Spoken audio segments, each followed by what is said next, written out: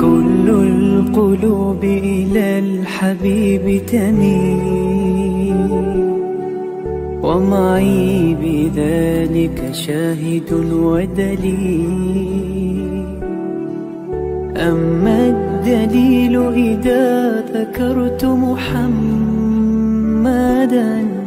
فترى دموع العاشقين تسيل. هذا رسول الله، هذا المصطفى، هذا لرب العالمين خليل. صلى عليك الله يا علم الهدى، ما ناح طير في الغصون يمين. يا حبيبي يا شفيع يا شفيع، يا حبيبي يا شفيع يا شفيع. صلى الله عليك يا حبيب الله.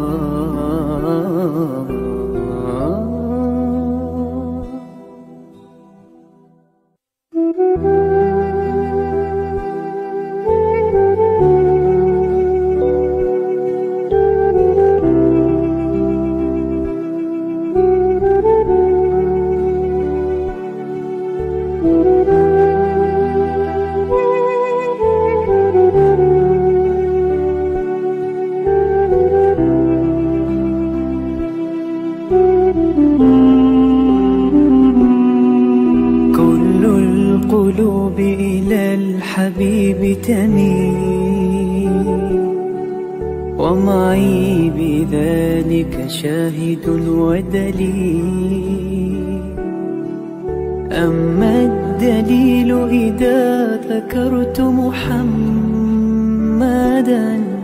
فترى دموع العاشقين تسيل. هذا رسول الله، هذا المصطفى، هذا لرب العالمين خليل. صلى عليك الله يا علم الهدى، ما ناح طير في الغصون يمين. يا حبيبي يا شفيع يا شفيع، يا حبيبي يا شفيع يا شفيع. صلى الله عليك يا حبيب الله.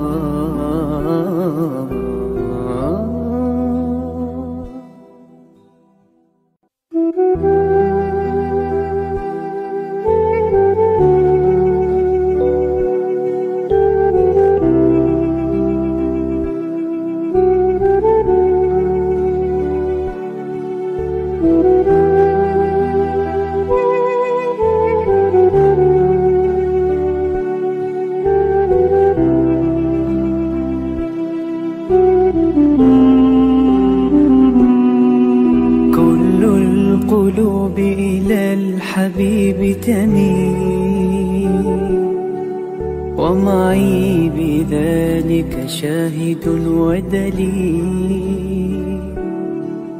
أما الدليل إذا ذكرت محمدا فترى دموع العاشقين تسيل. هذا رسول الله، هذا المصطفى، هذا لرب رب العالمين خليل. صلى عليك الله يا علم الهدى، ما ناح طير في الغصون يمين. يا حبيبي. Yayasan Sabahat sedang mengusahakan pembinaan Komplek Anjung Sulul Khatimah yang dipaparkan dalam skrin sekarang ini. Yang kedua ialah tentang buku yang saya tulis, ada 3 serangkai buku yang boleh didapati sekarang. Dan yang ketiga ialah FMCC atau First Move Childcare Center, iaitu sebuah taska yang mengambil pelajar-pelajar atau anak-anak dari umur 2 bulan sampai 4 tahun. Yang ketiga ialah Telegram, di mana saya minta teman-teman para penonton menghimpunkan seluruh tenaga yang ada, pemikiran yang ada untuk kita mendaulatkan Islam, insya-Allah. Tuan-tuan, seluruhnya ini kalaupun ada imbuhannya, semuanya kita masukkan dalam tabung Anjung Sulul Khatimah. Minta tuan-tuan dan puan menderma, minta tuan-tuan menginfak, minta tuan-tuan melakukan apa saja bagi kita merealisasikan program Komplek Anjung Sulul Khatimah.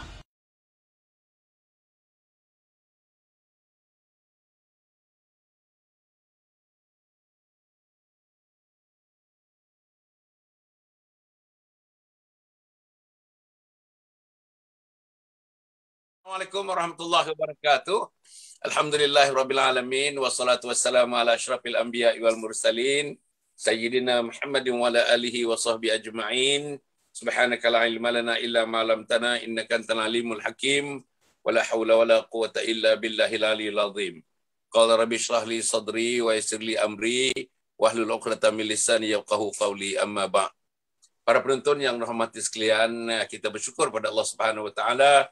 Sekali lagi kita dapat bertemu tuan-tuan dan puan. Saya yakin hari ini tuan-tuan, insya-Allah hari Khamis tuan-tuan dan puan, ada di antara kita buat puasa sunat Khamis hari ini, ada di antara kita yang buat puasa putih tuan-tuan dan puan 13, 14, 15. Alhamdulillah. Dan ada di antara kita insya-Allah sudah bertahajud sebentar tadi, dan ada kita sudah menunaikan sembahyang subuh berjamaah, sunat subuh, sembahyang subuh berjamaah, sudah berwirid, sudah berdoa pada Allah Subhanahu wa taala, dan saya yakin ada di antara kita belum melakukan semua perkara yang disebutkan itu. Pagi ini pun ada yang masih tak bangun lagi. Yang soal tak bangun ni, para penonton ya, terlalu ramai, dan ibu-ibu dan ayah-ayah bagi tahu saya macam mana, apa metod, apa cara nak buat supaya diri kita, anak kita, keluarga kita boleh bangun subuh dan menunaikan sembahyang subuh. Rumah saya ni ada anak yang sudah teruna dara, ada 4 orang tapi susah. Daripada dulu sampai sekarang boleh katakan mereka tidak pernah bersubuh, tak pernah sembahyang subuh. Apa nak buat, doktor tanya saya, apa nak buat? Saya cadangkan ada satu saja, nanti saya terangkan. Usrah keluarga namanya. Tuan-tuan, tak ada cara lain, tak ada cara lain. Caranya ialah usrah keluarga. InsyaAllah usrah keluarga ni nanti akan saya terangkan lebih kurang apa yang nak perlu dilakukan, insyaAllah dalam konteks kita, insyaAllah untuk kita mendidik anak-anak kita, mendidik diri kita dan sebagainya, supaya insyaAllah kita dapat bersama-sama mendaulatkan agama Allah dan menghidupkan agama Allah pada peringkat diri, keluarga dan masyarakat dan sebagainya. Pagi ini para penonton kita ada Al-Fadhil Ustaz Muhammad Nazri Abbas. Tuan-tuan dan puan, insyaAllah yang bersama dengan kita dah beberapa ketika, kita pagi ni kita nak cerita tentang muhasabah harian. Muhasabah harian. Apa dia muhasabah harian? Apa yang nak dimuhasabahkan perniagaan kita ke? Kita nak muhasabahkan hobi kita ke? Kita nak muhasabahkan tentang macam mana kita perkembangan syarikat kita pada minggu ini, pada minggu depan, macam mana dalam pasaran saham syarikat kita, macam mana dalam BSKL, macam mana New York Stock Exchange. Itu ke kita nak muhasabahkan? Mungkin ada cara-cara lain, dan benda-benda lain, item-item lain yang perlu dimuhasabahkan. InsyaAllah hari ini akan diperkatakan oleh yang berbahagia bersama Muhammad Nazri Abbas yang sudah pun bersama dengan kita pada pagi ini. Assalamualaikum ya Ustaz. Waalaikumsalam warahmatullahi wabarakatuh. Alhamdulillah Ustaz. Apa khabar Ustaz? Alhamdulillah, alhamdulillah. Khair. Dua malam yang lepas Ustaz, saya buat program online Ustaz, online dengan masjid, namanya Masjid Abu Ubaidah Ibn Jarrah. Masjid itu bukan di Kuala Lumpur Ustaz, masjid itu di Pulau Pinang Ustaz. Mana jauh? Di seberang Perai Selatan, di seberang Perai Selatan, di satu taman namanya Taman Mastika. Taman Mastika di Seberang Perai Selatan, masjid yang baru Ustaz. Dengarnya baru tahun ini masjid itu dibuka. Alhamdulillah pengurusinya begitu aktif dan teman-temannya begitu aktif, dan saya diminta untuk memberikan satu kuliah pukul 9.30 sampai pukul 10.30 2 hari yang lepas. Dan tuan-tuan, nampaknya kalau ikut daripada feedback yang diterima daripada teman-teman yang mengikutinya, sangat baik. Mereka nak meneruskan lagi program-program itu. Jadi para penonton dan mata sekalian, kepada ahli kuasa masjid dan surau yang belum dapat lagi membuat program-program dah 2 tahun ni. Ustaz, ada 2 tahun ni masjid-masjid tak ada program langsung Ustaz. Surau-surau tak ada program langsung. Akhirnya kita ni setan Ustaz. Bila kita tak pergi masjid 1 hari, 2 hari pun kita tak nak pergi, 3 hari pun tak nak pergi, sampai seminggu, sampai 40 hari, maka hati kita tertutup kepada masjid. Kalau kita tak duduk majlis ilmu 1 hari, 2 kali, 3 kali, tak duduk majlis ilmu, akhirnya Ustaz, pengalaman ni, akhirnya hati kita tertutup kepada majlis ilmu. Begitulah yang berlaku tuan-tuan. Jadi para pengerusi jawatan kuasa masjid dan sebagainya, surau, madrasah dan sebagainya, mari kita hidupkan. Tak boleh secara fizikal, online sekarang ni online, mana-mana pun online ya. Saya paling tidaknya ada 10 masjid dan dekat-dekat 20 surau bersama dengan saya yang kita online secara berperingkat-peringkat, secara rotation dan sebagainya. Alhamdulillah sambutannya sangat baik, sangat-sangat baik sambutannya. Yang inilah yang perlu dilakukan, persekitaran yang sedemikian, persekitaran ilmu ini yang mesti digeneratekan. It has to be generated every day, every week, and we have got to sit in a situation in which ilmu agama dipersembahkan kepada kita. Barulah hati hidup. InsyaAllah. Ustaz, Assalamualaikum. Assalamualaikum Ustaz. Waalaikumsalam warahmatullahi wabarakatuh. Saya nak ulang salam ni. So, salam-salam ni elok diulang-ulang tuan-tuan dan puan, insya-Allah. Jadi Ustaz, pagi ni kita nak Ustaz bagi mukadimah sikit Ustaz ya. Apakah perlunya kita muhasabah? Muhasabah harian kita ni. Hasibu qabla an tuhasabu. Hisablah diri kamu sebelum kamu dihisab oleh Allah Subhanahu wa taala. Sila Ustaz. Assalamualaikum warahmatullahi wabarakatuh. Alhamdulillah rabbil alamin wassalatu wassalamu ala sayyidina Muhammadin wa ala alihi washabihi ajma'in. Rabbi shrah li sadri wa yassir li amri wahlul 'uqdatan min lisani yafqahu qawli, amma ba'd. Yang dikasihi Datuk Dr. Hasan Ali Ayahanda kita yang sentiasa bersemangat untuk menyampaikan kebenaran. Marilah kita pada pagi ini bersyukur kepada Allah Subhanahu Wa Taala yang tidak pernah berhenti untuk memberikan kebaikan kepada hamba-hambanya dengan jalan dia memberi ruang dan peluang kepada kita untuk menghidupkan hati dan minda kita dengan majlis-majlis ilmu. Dan Allah yang Maha Baik itu sesungguhnya tidak pernah jemu dan bosan untuk memastikan hamba-hambanya ini berada dalam lorong yang benar untuk menuju ke syurganya dan menjauhkan diri daripada nerakanya.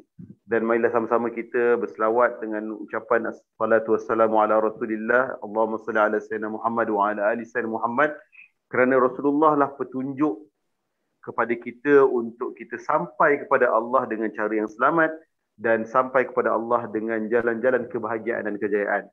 Alhamdulillah, tajuk kita pada pagi ini sangat cantik dan kita pun telah berbicara tentang pahala dan dosa ni beberapa minggu yang lalu. Saya rasa dah bulan Datuk, kita dah bicarakan tentang pahala dan dosa. Dan memang tajuk ni susah pun nak habis. Sebab kita pun susah nak berhenti daripada melakukan dosa dan memang takkan dapat berhenti melakukan dosa sampailah mati.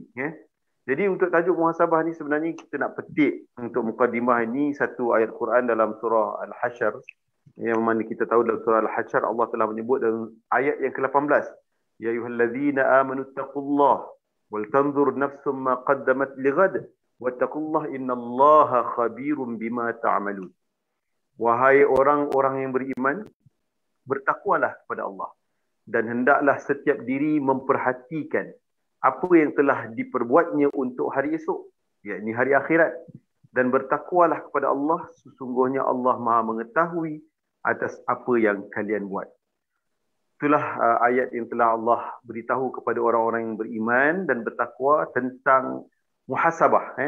Satu ayat yang sebenarnya menceritakan tentang pentingnya muhasabah kepada seorang hamba Allah.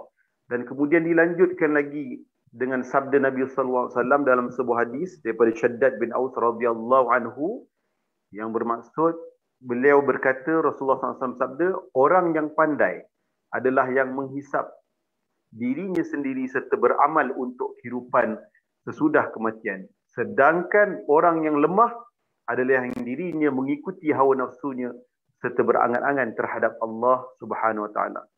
Jadi dalam memahami firman Allah Subhanahu Wa Taala telah kita bacakan tadi, begitu juga dengan hadis Nabi SAW yang telah disebutkan tadi, kita mendapat kefahaman bahawa muhasabah ini satu perkara yang boleh dikatakan wajib bagi diri kita sebagai seorang hamba yang mempunyai cita-cita untuk kembali pulang ke akhirat, bertemu dengan Allah dengan qalbun salim. Jadi tanpa muhasabah ini, kita tidak akan berjaya. Bahkan kalau kita tengok di mana-mana syarikat-syarikat sekalipun yang berjaya, dia akan meletakkan bahawa muhasabah diri ini adalah satu perkara yang penting di awal dan di sebelum ketika mereka beroperasi dalam sebuah syarikat. Saya pernah melihat satu syarikat HP, Hewlett Packard, di pagi hari kebetulan di Loyang.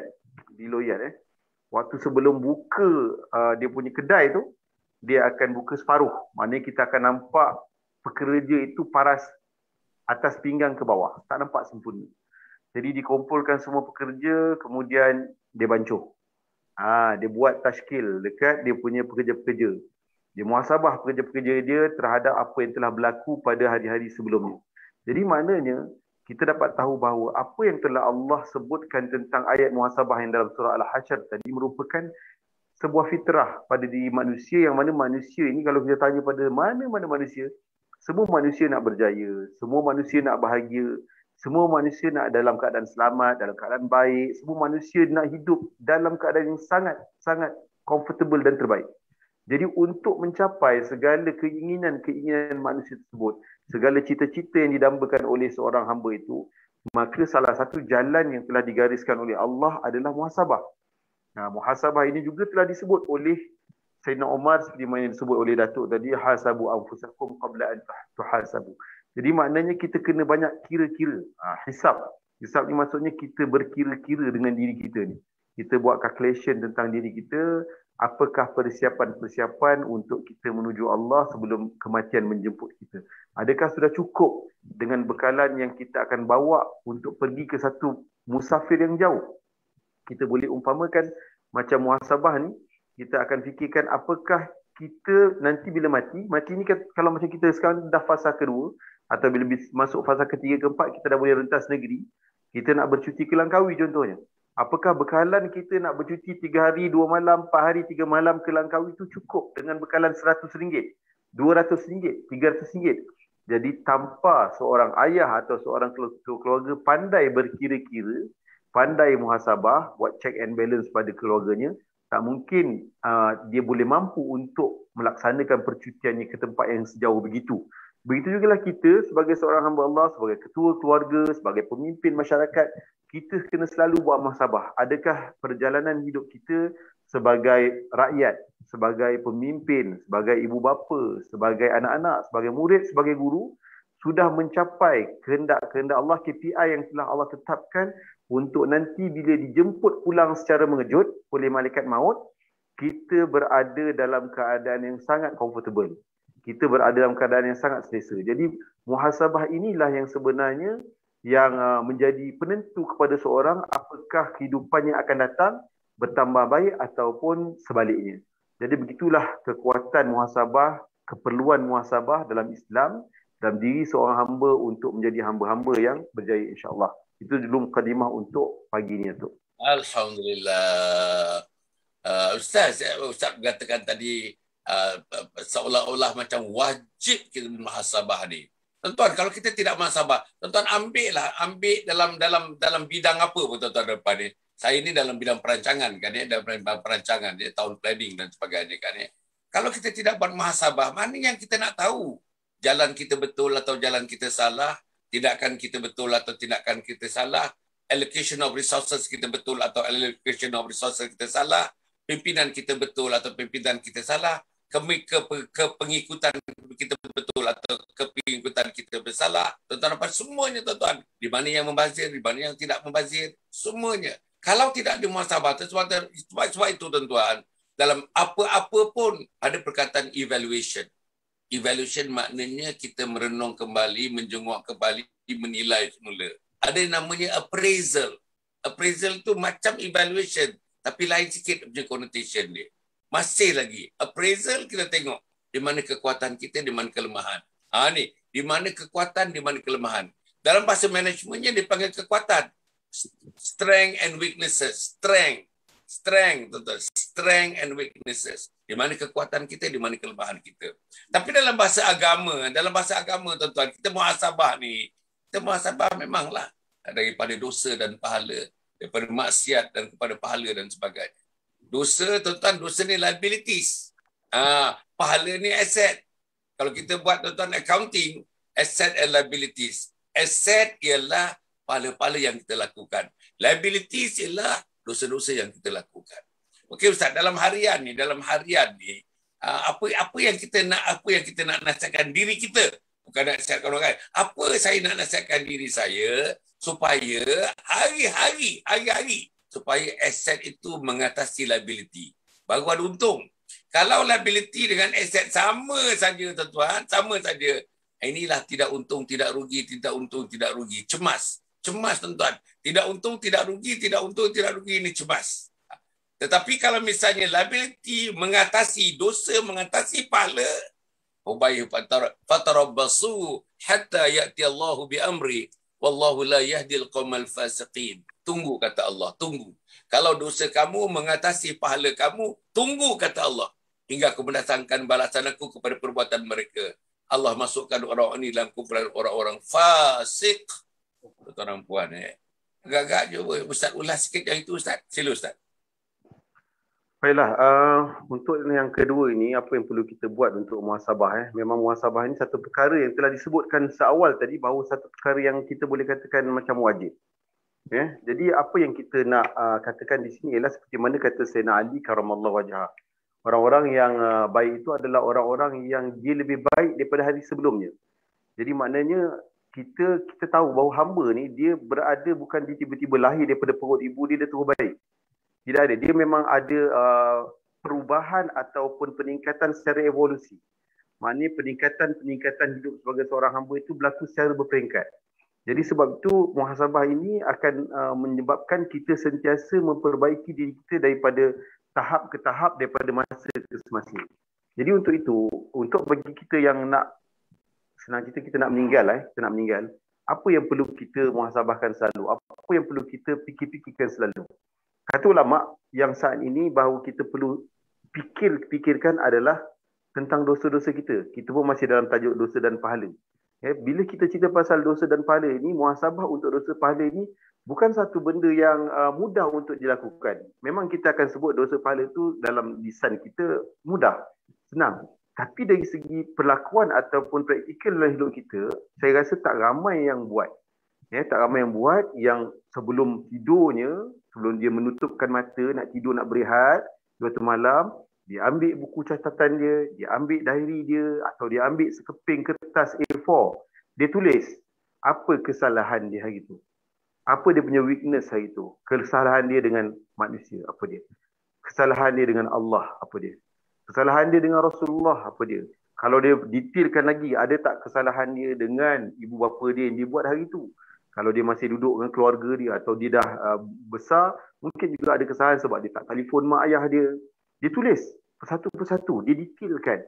Jadi kalau seseorang itu tidak berusaha untuk muhasabah dengan cara menajamkan ilmu dia, dia tidak akan nampak weakness ke kelemahan-kelemahan ini. Sebab itu dalam kitab-kitab para ulama kita ada menyebutkan bahawa kita disuruh untuk berdoa kepada Allah selalu, untuk Allah rezekikan kita ada guru yang membimbing. Kadang-kadang Datuk, sebenarnya kita nak melihat diri kita ni susah. Sebab tu dalam ungkapan ulama ada mengatakan bahawa man arafa nafsahu arafa rabbahu. Siapa yang dia kenal diri dia, dia kenal Tuhan dia. Tapi masalah nak kenal diri ni susah. Kita selalu nampak kata nyamuk yang di seberang berbanding gajah yang depan mata. Jadi maknanya nak melihat kesalahan diri sendiri ni satu benda yang sukar.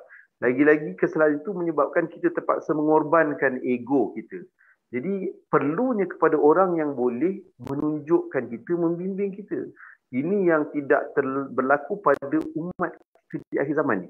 Especially ini tidak berlaku pada umat terdahulu. Kalau kita tengok kejayaan-kejayaan umat terdahulu dalam dia buat sesuatu perkara, sebagai contoh kita ingin menyuntik kejayaan yang dilakukan oleh Sultan Muhammad Al-Fatih.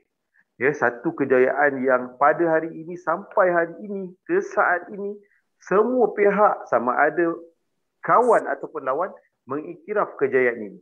Kita tengok macam mana Sayyidina Sultan Al-Fatih sentiasa buat koreksi. Muhasabah diri dia dengan dia punya ulama-ulama dia, dengan rakyat dia, dengan tentera-tentera dia. Cek balik apa kelemahan-kelemahan dia, dari sudut ketenteraan, dari sudut akhlak, dari sudut ibadah. Dia cek selalu. Sebab dia dengar Nabi dah sebut bahawa satu hari yang akan membebaskan kota Konstantinopel ada seorang raja yang baik. Juga memiliki tentera yang baik dan rakyat yang baik.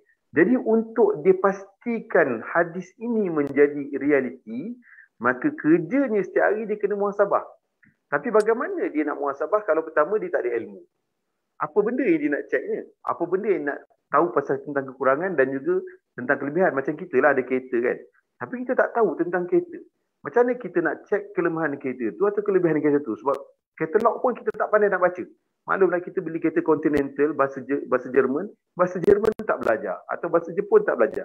Jadi kita tak tahu apa kelemahan dan apa kelebihan kereta tersebut. Begitu juga dengan kita. Tapi bila mana apa yang terjadi pada Sultan Al-Fatih ini, memang dia mengikut tradisi terdahulu bahawa dia sentiasa dipimpin oleh seorang guru. Pada ketika itu, guru-gurunya banyak. Tapi yang terkenal dalam sejarah disebutkan Syekh Syamsuddin Al-Wali. Jadi beliau inilah yang telah bertanggungjawab untuk memastikan sampailah ke saat akhir ketika mana Sultan Al-Fatih hampir-hampir terlalu lama berada di Konstantinopel dan belum berjaya, kemudian disuntik semangat itu oleh Syekh Syamsuddin Al-Wali, ditunjukkan apa kelebihan yang perlu dibuat, apa kekurangan yang patut ditinggalkan, hingga akhirnya Konstantinopel tunduk di bawah Sultan Al-Fatih. Jadi maknanya untuk kita muhasabah diri kita ni, kita jangan jemu bosan untuk mencari ilmu. Kita kena selalu datang majlis ilmu. Kalau tak boleh datang, kita selalu online dengan majlis-majlis yang telah disediakan. Kemudian kita jangan jemu untuk berdoa kepada Allah. Minta Allah kurniakan kita seorang guru yang boleh mengirsyad kita, membimbing hati kita, jiwa kita untuk sampai kepadanya. Jadi untuk itu, jadi kita tengok yang mana kita katakan tadi bahawa apa yang kita nak buat dalam harian kita, kita sepatutnya boleh dah tengok dalam harian kita apa hubungan kita dengan Allah hari ini, apa masalah kita. Semayang kita macam mana? Lewat ke ataupun kita sharp on time? Sebab bila seorang tu sengaja melewatkan solat, dia sebenarnya nama dia kena sebut dah dalam surah Al-Ma'un. Dah termasuk dah secara tak langsung, dia dalam golongan orang-orang yang disebutkan sebagai orang yang mendapat kecelakaan walaupun dia melakukan solat. Jadi nak ke kita dikatakan sebagai orang yang celaka? Bangun pagi nak pergi beli nasi lemak, tiba-tiba orang jual nasi lemak, kata tu nasi lemak tu harga dia RM1.50 celaka. Kita dengar macam tu terkejut. Ini Allah dah sebut perkataan tersebut kepada orang-orang yang mencuaikan solat ni. Maknanya kat situ bukan sekadar meninggalkan, tapi kalau melewat, sengaja melewat-lewatkan. Dah tahu subuh pukul 5.58 contohnya, dia saja tidur pukul 2 pagi, 3 pagi. Jadi maknanya di situ dia tak tahu kelemahan dia. Dia tak tulis kelemahan dia dengan Allah, kenapa dia patut tidur awal supaya ada pertemuan dengan raja segala raja pada esok pukul 5.58, dan sebagai seorang orang yang nak jadi lebih baik daripada hari sebelumnya, dia tak boleh bangun pukul 5.58. Paling kurang dia kena bangun pukul 5. Seleloknya awal lagi. Jadi kat situ dia standby dengan mandi dulu. Itu muhasabah tu. Bila dia dah muhasabah, dia akan tahu apa benda yang dia perlu baiki. Sebelum ni kalau nak jumpa Allah tak kerti mandi. Kan, masuk bilik air, ambil wudu, sempat gosok gigi, dia gosok. Tak sempat, tak gosok gigi. Jadi maknanya dia tidak ada persembahan atau presentation dia berjumpa Allah, tidak ada penambahbaikan. Dia sebagai hamba tidak ada penambahbaikan dengan Tuhan dia. Jadi kalau dia ada ilmu, dia tulis lagi siap. Oh, aku semalam bangun lewat 5.58 subuh, bangun pukul 5.50. Lewat, tu kira lewat. Bagi seorang mukmin dia kena awal lagi. Jadi ini harus ditulis. Kemudian kesalahan dengan Rasulullah apa? Kesalahan Rasulullah pertama tak ikut sunnah, masuk tandas kaki kanan, keluar kaki kiri, makan tak baca doa, selawat kurang. Jadi dia sebut satu sunnah-sunnah yang lain, adab akhlak bercakap masalah. Jadi bila dia tulis, dia akan tengok, dia akan berfikir sebelum tidur tu, banyak pula dosa dalam satu kertas A4 ni. Jadi nak tidur tu kena fikir-fikir. Boleh tidur ke atau tidur lepas ni kena smackdown dengan malaikat maut, terus tak bangun, terus tak sempat jadi orang yang taubat. Macam mana? Jadi ini perlu dijadikan bahan fikiran sehingga perkara-perkara negatif yang ada dalam mindset kita akan terkeluar dengan sendirinya. Bila kita selalu cek diri kita, selalu muhasabah diri kita, selalu tengok kekurangan diri kita, witness, secara tak langsung insya-Allah segala masalah kita dalam otak kita yang berserabut, fikir kesalahan orang, fikir kelemahan orang, fikir apa benda besok nak ngumpat orang, nak membawa orang, dia akan keluar. Ini yang membuatkan hari ini masyarakat kita glamour dengan perkataan membawang ni, suka ribah dan sebagainya, sebab tak ada apa benda positif dalam otak dia, dalam mindset dia, sehingga dia terpaksa fikir tepikan orang. Jadi sebab itulah pentingnya muhasabah ini. Dia adalah satu kaedah yang paling praktikal untuk mengeluarkan mindset negatif yang ada dalam pemikiran dan juga dalam jiwa seseorang. Dan di situ pula dia kena tulis lagi, tak habis lagi dengan Rasulullah, dengan diri dia, mata dia, telinga dia, hidung dia, mulut dia, kemaluan dia, anggota jawarih dia, tu tak kira lagi dengan pemikiran dia, tak kira lagi dengan dia punya hati dia. Sebab ada satu kisah, Datuk, yang kalau kita baca kisah ni, kita agak terkedu, yang berlaku kepada Imam Junaid Al-Baghdadi. Satu hari, waktu dia berjalan, dia nampak seorang lelaki tua, miskin, macam meminta sedekah. Kemudian dia kata, alangkah baiknya kalau kau ni tak minta sedekah. Kan? Kau buat kerja macam orang lain, rajin, insya-Allah rezeki kau Allah murahkan. Jadi tak macam mana malam tu, dia bermimpi jumpa dengan orang ni bagi dia tahu bahawa apa yang dia buat tu salah. Kalau ikut riwayat, ceritanya dia makan daging orang tu. Dia bersangka buruk dengan orang tu. Jadi maknanya kat sini nak cerita bahawa apa yang kita perlu buat sekarang ni ialah kita kena pastikan bahawa untuk mengeluarkan sangka-sangka buruk dengan orang, perkara-perkara yang kita dengan orang ni, kita kena banyak fikir diri kita. Kita kena banyak fikir diri kita dan selalu melihat bahawa kita tak pernah baik daripada orang lain. Kita tak pernah mulia daripada orang lain. Kita tak pernah kaya daripada orang lain. Kita tak pernah pandai daripada orang lain. Jadi bila perkara-perkara ini selalu kita catatkan, kita penuhkan dalam diri kita, insya-Allah Allah akan bawa kita menjadi orang yang beriman dan bertakwa, dan akhirnya Allah akan puji kita sebagai yang disebut kuntum khaira ummatin ukhrijat lin-nasi ta'muruna bil ma'ruf wa tanhauna 'anil munkar ila akhir ayat. Jadi begitu dulu, Datuk, tentang persoalan yang kedua yang kita nak bangkitkan pada pagi. Alhamdulillah. Tuan-tuan, apa kalau saya boleh, kita nak berhenti dalam 7.40 tuan-tuan sekarang ni. Sebab kita ada program-program yang lain. Tuan-tuan, Ustaz pun biasanya, Ustaz ni tercangkuk tuan-tuan dengan beberapa program-program yang lain. Sebab itu kita punya renungan subuh, kuliah subuh kita ni tuan-tuan, ada teman-teman bagi tahu pun masa sekadar bekerja, office dah buka dan sebagainya. Boleh tak dikata doktor, kita berhenti 7.30. Saya kata kita tambahlah 10 minit, 7.40 lah. 7.30 kan awal sangat. Jadi tuan-tuan nak meraihkan teman-teman yang bekerja. Sekarang dah buka tuan-tuan, 60% daripada teman-teman yang dulunya work from home, sekarang dah pergi ke pejabat dan sebagainya. Begitu juga yang di swasta, dengan kerajaan dan sebagainya. Jadi kita raihkan mereka. Jadi pun kita tidak memanjang-manjangkanlah kita punya apa ni, titisan embun pagi ni. Titisan embun pagi dia tuan-tuan. InsyaAllah kita akan buat sampai 7.40 begitulah. Ustaz, tadi kalau saya boleh congak balik apa yang Ustaz kata. Pertama, tuan-tuan, muhasabah ni wajib. Nombor 2, tuan-tuan, kita mesti tahu apa benda yang nak dimuhasabahkan. Kita mesti tahu. Dan kita mesti tahu rangka muhasabah ni. Tuan-tuan kena tahu dan saya kena tahu. Nombor 3, tuan-tuan, item dia, apa item dia? Ustaz dah sebut item apa? Muhasabah hubungan kita dengan Allah. 1. Muhasabah antara kita dengan Rasul. 1. Muhasabah kita dengan mak dan ayah. 1. Muhasabah kita dengan suami dan isteri. 1. Muhasabah kerana kita didik anak-anak kita. 1. Dan muhasabah perhubungan kita dengan masyarakat, penjual, pembeli dalam muamalat kita, berbagai-bagainya kita muhasabahkan hari itu. Nombor 4. Ustaz tadi kata, kita muhasabah ni kena ada pedoman. Kena ada orang yang boleh kita tanya, orang yang tahu, orang yang boleh berikan pandangan, orang yang berilmu, orang yang alim, orang ni. Kita kena ada. Jangan seorang-seorang. kena tanyakan macam mana caranya saya start kat sini, macam mana saya nak keluar daripada sini. Saya lemah dekat sini, macam mana akhirnya saya nak pergi yang lebih baik lagi. Yang kelima, Ustaz sebut tadi, selain daripada ada bimbingan dekat situ dan sebagainya, muhasabah ni tujuannya untuk memperbaiki keadaan. Maknanya continuous improvement, itu muhasabah. How are we going to improve? Itu tuan-tuan, itulah idea muhasabah. What are the things to be improved? Itulah item-item muhasabah. No. To what extent can we improve? Itu kita mempersoalkan capability kita untuk mengadakan muhasabah. Jadi 5 perkara yang Ustaz sebut ni tuan-tuan. Dan akhirnya tuan-tuan dan puan, yang secara tidak langsung disebut oleh Ustaz tadi ialah natijah daripada muhasabah. Memang ada natijah. Natijahnya baik. Mesti tuan-tuan.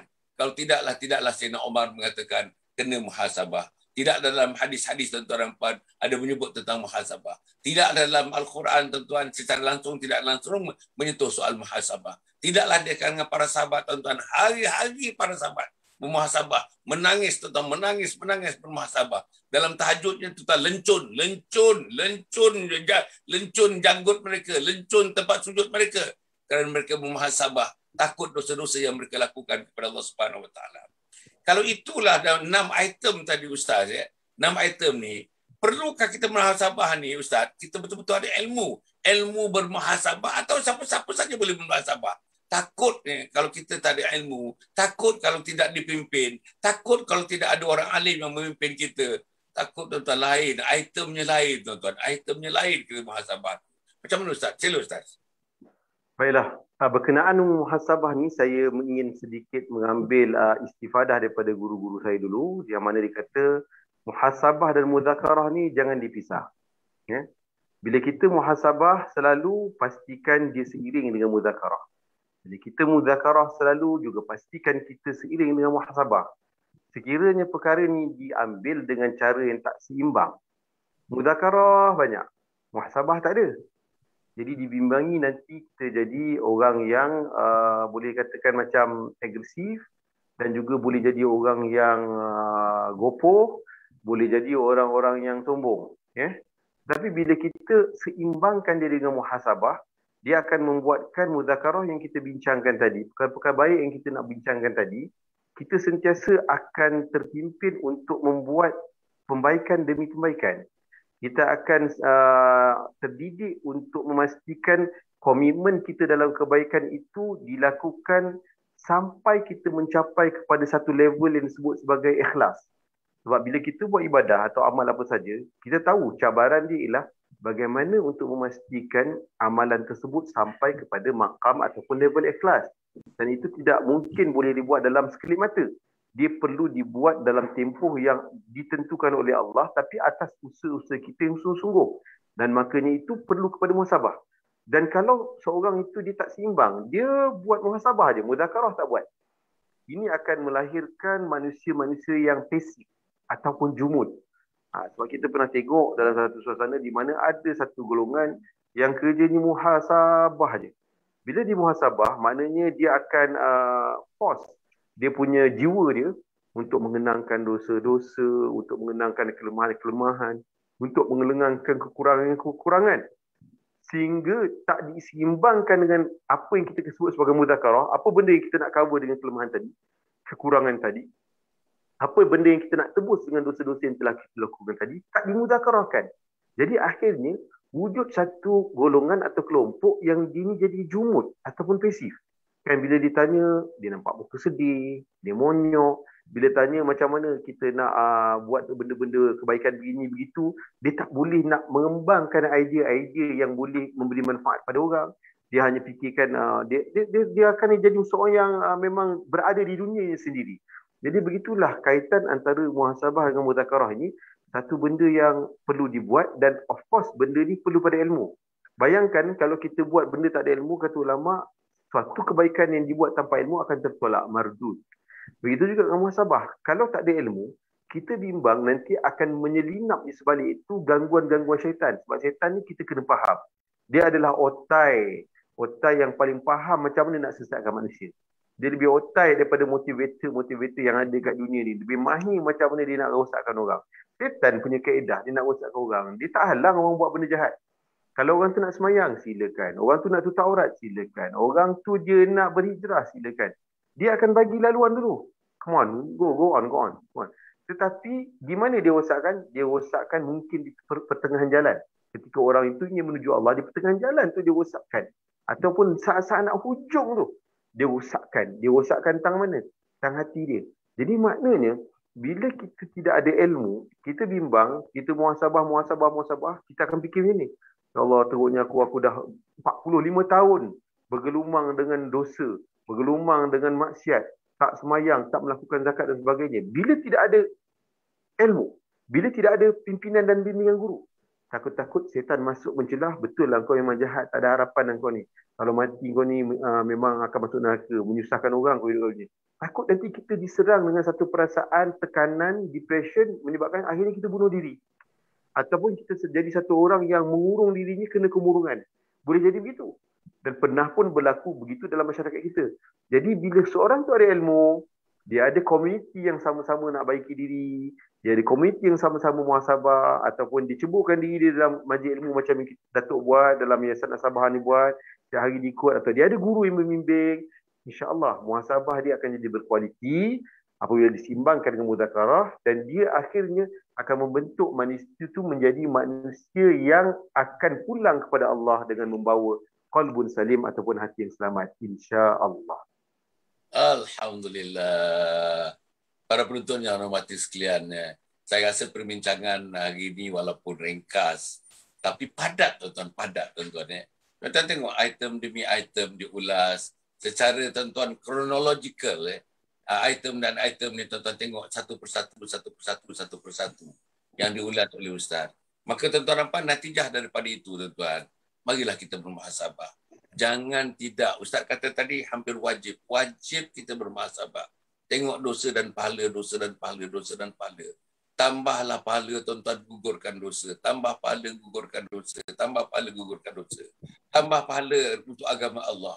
Tambah pahala macam mana Rasulullah melonjakkan agama Allah. Tambah pahala khidmat dengan mak bapak. Tambah pahala berkhidmat dengan isteri dan anak-anak. Tambah pahala berkhidmat dengan anggota masyarakat. Dan akhirnya, tambah pahala berkhidmat untuk umat sejagatnya untuk menegakkan Islam di permukaan bumi ini. Banyak, tuan-tuan. Ruang untuk kita melakukan kebaikan, ruang ni, tuan-tuan, tak boleh dikira daripada ufuk timur sampai ufuk barat. You just think it, You just think a thought, give a thought, Di mana ruang aku nak menambahkan pahala? La ilaha illallah. Di tempat tidur pun ada ruang, tuan-tuan. Dengan bantal kita pun ada ruang dapat pahala. Apa dia? Baca subhanallah, walhamdulillah, baca ayat kursi. Sebelum kita memejamkan mata, baca 3 qul. Kan itu pahala semua, tuan-tuan. Pahala semua. Kita bangun malam, kita bermimpi. Ada doanya, tuan-tuan. Pahala. Ya Allah, ya Allah. Masuk bilik air, cuci. Tuan-tuan, kita istinja dengan betul. Pahala. Allah, tuan-tuan. Dalam bilik kita ada ruang pahala. Di luar rumah kita ada ruang pahala. Dalam masyarakat kita ada ruang pahala. Tuan-tuan cuba bayangkan ruang pahala yang disediakan. Tapi dalam catatan buku kita, pahala kurang, tuan-tuan. Macam mana, tuan-tuan? Pahala kurang. Jadi sebab itu, marilah kita sama-sama, tuan-tuan, di pagi yang mulia ini. Okey, saya nak ingatkan pada diri, saya nak ingatkan, tuan-tuan, sikit-sikit sajalah. Yang pertama sekali, tuan-tuan, kita ni dalam cuba kita memenangi hati masyarakat. Pun sebagai daripada muhasabah. Supaya balik kepada agama, saya dengan teman-teman yang lain, termasuk Ustaz dengan teman-teman lain, cuba menggunakan media sosial ni. Hampir semua, tuan-tuan. Hampir semua platform, hampir semua yang popular. Kami Yayasan Sabah ada YouTube. Pergilah kepada YouTube kita, tuan-tuan. Yayasan Sabah ada Twitter. Yayasan Sabah ada Instagram. Yayasan Sabah ada Facebook. Yayasan Sabah ada TikTok. Yayasan Sabah ada Telegram. Allah, tuan-tuan. Yang mana tuan-tuan pergi? Takkan tak pergi langsung, tuan-tuan. Takkan tak pergi langsung. YouTube saya ni, tuan-tuan, dah berpuluh-puluh tahun, tuan-tuan. Ucapan saya semasa jadi ahli parlimen dulu ada dalam YouTube. Yang dikatakan sebagai ucapan yang antara ucapan yang berseri, yang bersinarlah ketika itu, tuan-tuan dan puan. Ada dalam YouTube, tuan-tuan. Masya Allah. Tengoklah, saksikanlah. Bukanlah kerana saya, bukan, tuan-tuan, bukan. Saksikanlah tuan-tuan. Kemudian tu kita punya Facebook. Masya Allah tuan-tuan. Facebook yang lepas-lepas punya banyak. Hari-hari. Tuan-tuan boleh bayangkan.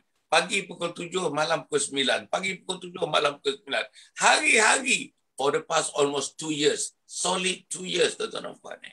Apa jadinya benda tu ada dalam Facebook? Berulang tayang, diulang tayang, diulang tayang. Tuan-tuan boleh sendiri pergi. Tuan-tuan nak yang mana? Tuan-tuan pergi saja. Tuan-tuan nak yang mana, hari yang mana, ketika yang mana, syarahan yang mana, oleh pensyarah yang mana. Allah tuan-tuan. Kemudian tu kita ada Instagram. Untuk anak-anak muda kita. Instagram kita tuan-tuan nampak ialah tidak berapa aktif, tapi saya harap tuan-tuan mengaktifkan. Mari sama-sama kita aktifkan tuan-tuan. Kemudian tu kita ada Twitter. Tuan-tuan. Kita ada Facebook, Datuk Dr. Sanuman Ali, kita punya user ID kan. Lepas tu kita ada Telegram. Tuan-tuan, saya yakin dan saya berani cakap antara Telegram yang paling menarik sekali konten tuan-tuan dan puan sejak hampir berapa bulan dah, 6 bulan 7 bulan ni tuan-tuan. Telegram kita baru. Kita dah ada 4,000 sekarang, 4,000 pengikut Telegram kita tuan-tuan. Satu bilangan yang agak besar untuk Telegram tuan-tuan dan puan. Tuan-tuan masuklah, join, free. Semuanya percuma, tuan-tuan. Percuma. Ilmu percuma. Di atas hujung jari. Ilmu Allah percuma. Ilmu Nabi percuma. Ilmu alim ulama percuma. Di hujung jari. Masya Allah, tuan-tuan. Kemudian tu, tuan-tuan, kita ada yang tarik TikTok. Nanti habis ni, tuan-tuan, saya rehat sekejap. Pukul 9, tuan-tuan, live. Pukul 5.30, live. Pukul 9 ni, tuan-tuan, saya cerita apa? Mahkota cinta, tuan, mahkota cinta. Pukul 5.30 ni saya cerita apa? Mati dalam husnul khatimah. Tajuk besar ni tuan-tuan bersiri episod-episodnya mati dalam husnul khatimah. Antaranya nanti dalam pukul 9, pukul 10 tuan-tuan kita boleh uploadkan. Apa kita uploadkan? Video. 2 minit setengah punya video tuan-tuan. 2 minit setengah. 2 minit 30 saat aja tuan-tuan. Dalam TikTok ni tak boleh lebih daripada 3 minit. 2 minit setengah. Apa ceritanya tuan-tuan? Amalan kenit, pahala melangit. Amalan kecil, pahala menggunung, melangit pahala itu tuan. Amalan apa tu? Tuan-tuan boleh tengoklah dalam kita punya, insyaAllah, dalam kita punya TikTok tuan-tuan. Mantu malam tuan-tuan. Pagi ni 7.30 ni. Dah mula dah ni. 7.30 ni kita upload tuan-tuan. Saya dah buat rakaman 50 episod tuan-tuan. Apa dia? Sifat anak derhaka. Masya Allah tuan-tuan. Saya tengok semalam, dia punya view-nya tuan-tuan dan puan, hampir 2,400. 2,400 view tuan-tuan. 2,400. Antara yang tertinggi lah tuan-tuan dalam sejarah kita TikTok ni tuan-tuan dan puan. Nama tajuknya sifat anak derhaka. Kita upload ni pukul 7.30 ni. 7.30 ni kita upload. Dah upload dah pun. Sekarang jam saya dah pukul 7.43 dah. Sudah tentunya sahabat saya sudah menguploadkannya tuan-tuan dan puan. Boleh dapat. Namanya tuan sifat anak derhaka. Kemudian tuan-tuan dan puan itu 7.30. 7.30 kemudian tu malam ni tuan-tuan, malam ni dalam pukul 9 ada itu lagi video. Videonya 2 minit setengah. Apa videonya? Beberapa kesilapan mendidik anak dan cara-cara mengatasi kesilapan tersebut. Dan akhirnya tuan-tuan dan puan macam saya sebutkan tadi lah. Ini percuma. Saya ada unit tuan-tuan, namanya unit khas untuk membantu teman-teman keluarga-keluarga yang susah nak meletakkan agama dalam keluarga. Nak masukkan agama dalam kehidupan berkeluarga tuan-tuan, susah. Suami tidak berminat, isteri tidak berminat, anak tidak berminat. Tapi ada di antara ahli keluarga yang minat nak mengadakan program-program agama dalam keluarga. Kalau tuan-tuan menghadapi masalah itu, kontak saya terus tuan-tuan. Kita namanya ada Usrah Online. Usrah Keluarga Sakinah Online. Usrah Keluarga Sakinah Online. Percuma tuan-tuan, percuma je tuan-tuan. Bila lagi tuan-tuan nak gunakan? Yang ini tuan-tuan kontak saya terus. Terus kontak saya. Jangan kontak orang lain, kontak saya terus. Saya akan terangkan kepada tuan-tuan apa nak dibuat, macam mana nak dibuat. Masya Allah tuan-tuan. Saya nak sebut sikit saja. Teman yang baru buat tuan-tuan minggu lepas daripada Seksyen 7. Orang yang upper middle class tuan-tuan dan puan. Dia buat, Alhamdulillah, ada 40 tuan-tuan, 40 peranti. Syarat dia 30 peranti. 40 peranti, satu peranti ada 4-5 orang yang tengok. Jadi 4 kali 4 tuan-tuan dalam dekat 170 orang yang menengok tuan-tuan. Satu malam kita buat. 1 jam tuan-tuan. Yang seronoknya dia kata, habis saja tu, semuanya nak mengatakan, usrah ni buat lagi. Kalau boleh 2 minggu sekali. Kalau boleh sebulan sekali. Kalau yang cantiknya seminggu sekali. Macam itu. Dan tuan-tuan dan puan, untuk yang teman, yang Seksyen 7 Shah Alam ni, anak-anak muda tuan-tuan terus mengadakan satu pasukan. Hasil daripada usrah tu, anak muda buat satu jawatan kuasa untuk anak-anak muda nak memikirkan apa yang anak muda hendak dari segi agama. Apa yang dia hendak, apa input yang dia hendak, apa konten yang dia hendak. Sambung dengan usrah yang pertama, usrah keluarga besar tadi, maka tuan-tuan akhirnya selera anak muda diraih, selera orang dewasa diraih, selera orang yang nak mati tua macam saya ni pun diraih. Kan cantik tuan-tuan. Itu semua. Kalau tak kita tak buat program ni tuan-tuan, tak timbul. Keluarga tak pernah berjumpa. Ini keluarga tuan-tuan menggunakan internet. Keluarga yang Singapura pun dapat ikut sama. Satu malam sama aja. Keluarga yang daripada Johor dapat mengikuti, daripada Kelantan, daripada Langkawi, daripada Sabah, Sarawak, terus dapat berhimpun, seolah-olah kita berhimpun, bertemu muka di antara kita. Inilah tuan-tuan dan puan. Terus kontak saya. Terus kontak saya tuan-tuan. InsyaAllah saya akan terangkan kepada tuan-tuan macam mana caranya mengoperasikan usrah keluarga sakinah itu insyaAllah. Percuma tuan-tuan, percuma je. InsyaAllah. Jadi cukup sekali itu Ustaz. Terima kasih pada Ustaz Muhammad Nazri Abbas. Ustaz yang banyak tuan-tuan. Untuk pengetahuan tuan-tuan ya, sebahagian daripada konten-konten program kita ni biasanya didatangkan daripada Ustaz Muhammad Nazri. Saya ucapkan terima kasih dan beliau terus menyumbang kepada kita tuan-tuan dan puan. InsyaAllah mudah-mudahan Allah berikan kekuatan kepada kita. Terima kasih sekali lagi kepada para penonton. Terima kasih kepada tuan-tuan. Jangan lupa tuan-tuan ya. Malam ini tuan-tuan, malam ini kita berjumpa dengan sahabat-sahabat kita tuan-tuan. Sahabat kita Ustaz Ridwan namanya tuan-tuan. Ustazah Umi Kalsum. Malam ni kita jumpa mereka tuan-tuan. InsyaAllah. Kita jumpa mereka malam ni. Dan besok pagi tuan-tuan dan puan. Besok pagi insyaAllah kita ada masih lagi ada yang kuliah subuh pukul 7 ni. Dan juga malam pukul 9.15 seperti biasa tuan-tuan. Cukup setakat itu, kita jumpa lagi. Saya terhutang budi kepada tuan-tuan. Terhutang budi kerana kita banyak sungguh nak balas jasa Allah Subhanahu Wa Taala. Inilah kita nak balas jasa Nabi Muhammad sallallahu alaihi wasallam dalam program-program pendidikan yang seperti ini yang kita adakan ini insya-Allah. Aku qauli hadza wa astaghfirullahalazim li wa lakum wa li sairil muslimin wal muslimat. Innahu huwal ghafurur rahim. Wassalamualaikum warahmatullahi wabarakatuh. Yayasan Sabah sedang mengusahakan pembinaan Komplek Anjung Suluh Khatimah yang dipaparkan dalam skrin sekarang ini. Yang kedua ialah tentang buku yang saya tulis, ada 3 serangkai buku yang boleh didapati sekarang. Dan yang ketiga ialah FMCC atau First Move Syarikat Center, iaitu sebuah taska yang mengambil pelajar-pelajar atau anak-anak dari umur 2 bulan sampai 4 tahun. Yang ketiga ialah Telegram, di mana saya minta teman-teman para penonton menghimpunkan seluruh tenaga yang ada, pemikiran yang ada untuk kita mendaulatkan Islam insya-Allah. Tuan-tuan, seluruhnya ini kalaupun ada imbuhannya, semuanya kita masukkan dalam tabung Anjung Suluh Khatimah. Minta tuan-tuan dan puan menderma, minta tuan-tuan menginfak, minta tuan-tuan melakukan apa saja bagi kita merasasikan program Komplek Anjung Suluh Khatimah.